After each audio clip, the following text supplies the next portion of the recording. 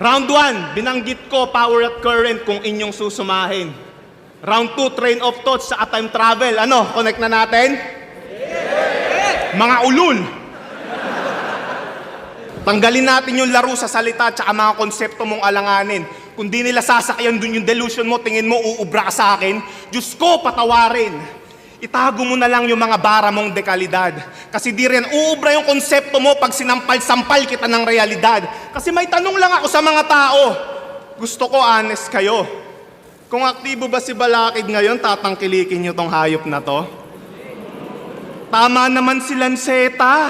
Paratang niya ay totoo. Ang masakit na akulong si Balakid sa katawan ng bubong to. Nawala lang si Alin yung estilo niya, inabuso mo nang gamitin. Mula sa forma, salamin, pagiging bonjing, patiritin. Dinudumihan mo lang yung taong nag-angat ng lyricism. Kung si Balakid yung pader, etong si GL vandalism.